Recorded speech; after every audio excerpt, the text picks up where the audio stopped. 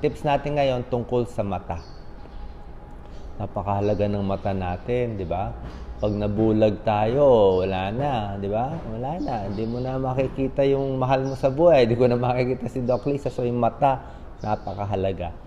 Magbibigay ako ng mga tips sa mga simpleng sintomas at nararamdaman sa mata na home remedy magagawa nyo sa bahay. Yung mga komplikadong sakit sa mata, magpapatingin tayo sa ophthalmologist. Dito muna tayo sa simple. Number 1, paggising sa umaga, malabo ang mata. Okay? Sino ang mga paggising sa umaga, malabo ang mata? Di ba nakakatakot yun? Paggising mo, parang hindi ko na ata makita yung nandoon. Pag ganyan na experience nyo, yung parang malabo siya, hindi mo makita, ibig sabihin nun, posible yung cornea natin, yung cornea na dry. Ito yung mata natin. Yan ang turo ng ophthalmologist. Dahil buong gabi, minsan dilat tayo matulog, minsan nakadilat tayo matulog, natutuyo.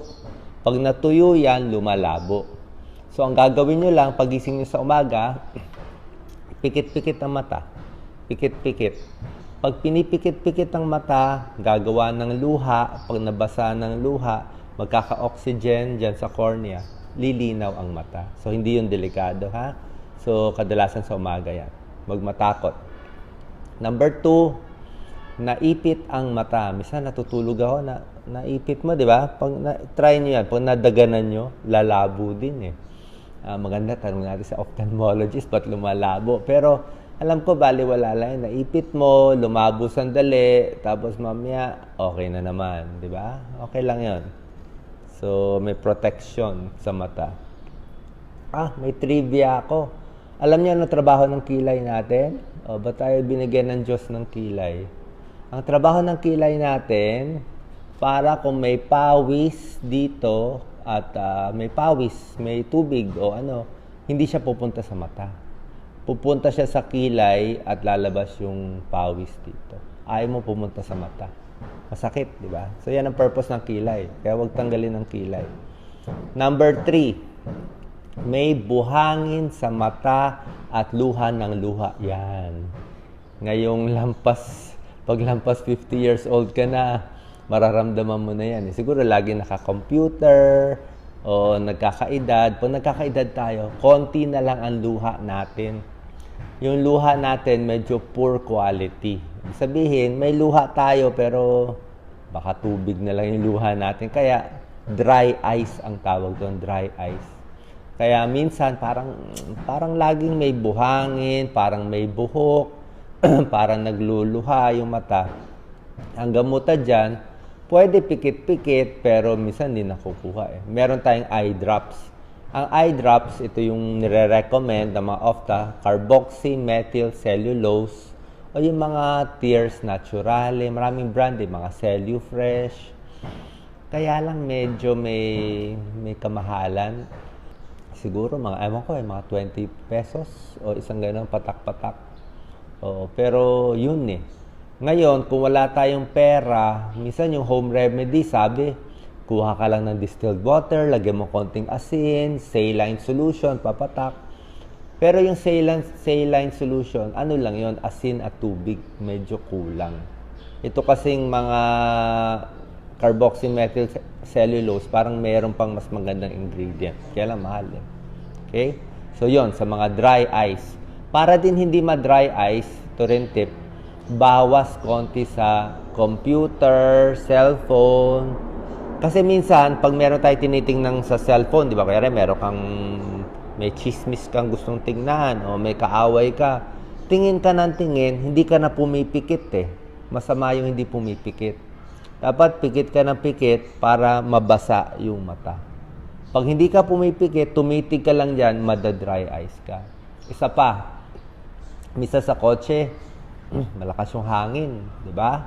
Yun, madadry eyes ka, mapupuwing ka pa. Minsan sa aircon, di ba? Hindi mo alam, tumiting ka sa cellphone, na aircon ka, natutuyo ang mata. Hindi rin maganda.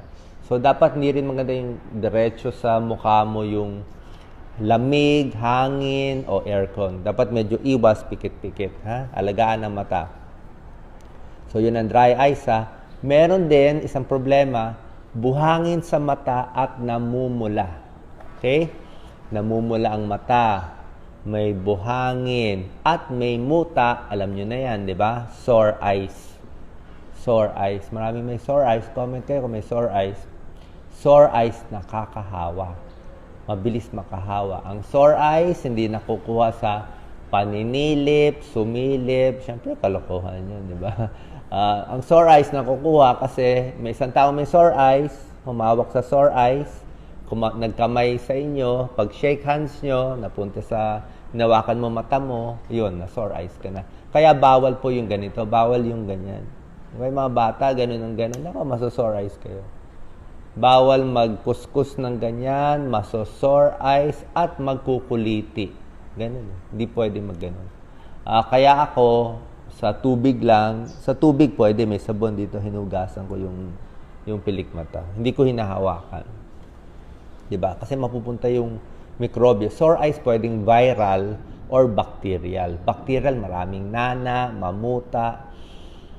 Ang binibigay ng ophthalmologist, antibacterial eye drops. Diba? Over the counter. Actually, hindi eh. Ko-consult kayo. Antibacterial eye drops. Maraming klase. Meron sa generic, mura lang. Parang 100 pesos. So, ang turo sa akin ng opta ko, pag parang masosore eyes, pinatak niya sa akin 8 times a day. Ewan ko kung siya lang nagtuturo, pero yung iba 4 times a day patak. Pero sabi niya, Doc, gawin mo 8 times a day para talagang patay yung sore eyes. Okay nga, 2 araw lang, galing na. Dati kung meron tayo. So yun hugas kamay, doon nakukuha yung sore eyes. At minsan, may sore eyes, humawak sa pintuan o sa banyo, tapos humawak ka, tapos nilagay mo dito. Pwede ka na rin mahawa. Nakakahawa sore eyes. Sore eyes, mas maganda hindi pumasok sa trabaho at hindi pumasok sa school. Nakakahawa. Hindi talaga pinapapasok. Number 4. May muta sa umaga. Yan. Pag ang muta nyo, ano ba yan? Masama loob, umiyak, maraming luha, naging muta. Biro yun eh. Pero hindi na. Pag konti lang ang muta, okay lang siguro konting muta. Hilamos lang tayo sa umaga. Yung sabon, sinasabon yung ano lang, yung pilik mata. Pilik mata. Hindi yung mata mismo yung pilik mata lang sa labas. Okay? Para siyang buhok eh. Buhok tsaka buhok. Ang ginagamit, mild soap. Pwede ang mild soap. Kahit anong mild soap. Pwede rin yung Johnson's Baby Shampoo. Yan ang tinuturo lagi. Siguro mild. Parang sinashampoo mo yung pilik mata sa taas, sa baba. Si Doc Lisa, ginagawa sa akin, minsan meron siyang cotton buds. Cotton buds niya. Minsan nilalagay niya konting antibacterial or ano, tapos nililinis. Ganun. Mas nalilinis. Minsan kasi may balakubak po dyan. Tingnan nyo sa salamin, may balakubak yung mata-mata. Okay? So, maglinis ng mata kung maraming muta. Okay? Maraming muta, hindi maganda. Papunta na yan sa sore eyes. Number 5 tip, iwas sa silaw. Iwas, wag tititig sa araw.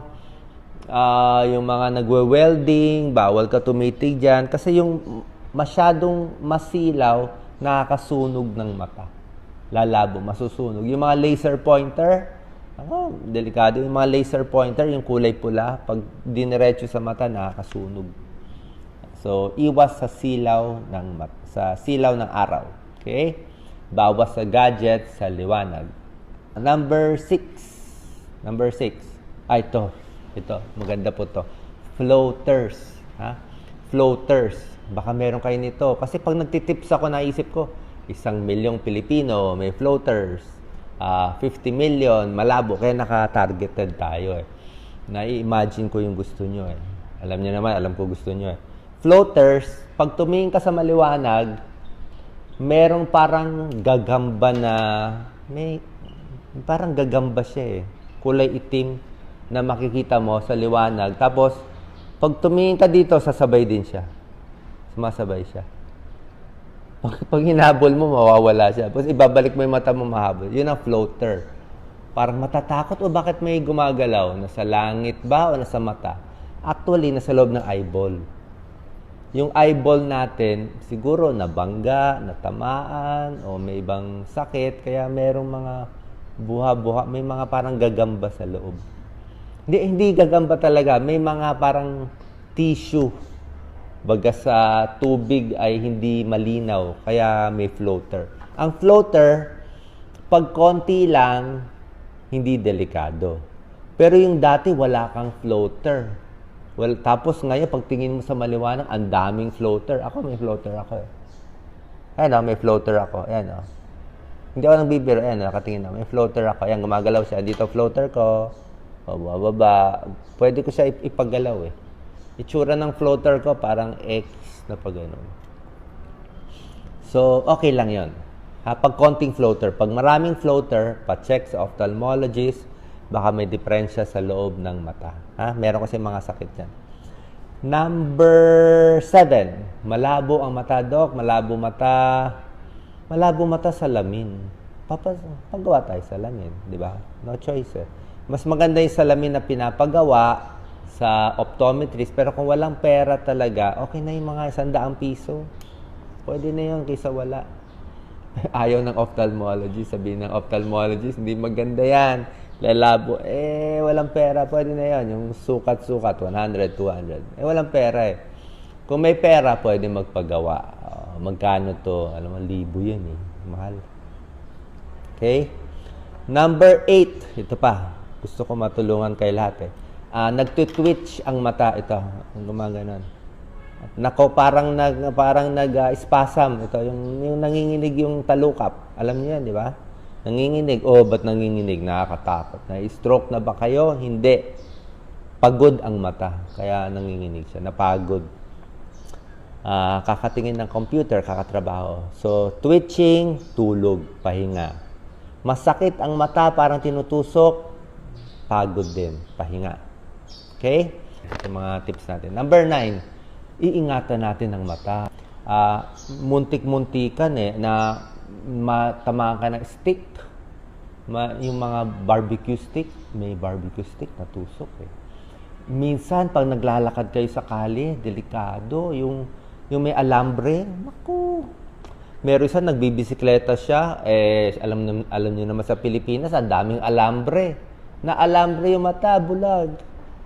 Kahit ako naglalakad, minsan may sanga, may alambre. Delikado po. Pag natusok ang mata, bulag na yan. So, ingat tayo. Ingat tayo. Kung meron kayong nakikitang nakalabas na alambre dyan sa kapitbahay, tanggalin nyo, iikot nyo. Delikado po. Baka makabulag, makamatay. Ngayon, last tip, pag may buhangin, napuwing, bawal kuskusin. Pag kinuskus mo yung puwing na buhangin, kinuskus mo, gasgas ang mata mo. Pag naggasgas ang mata, wala na. Diba?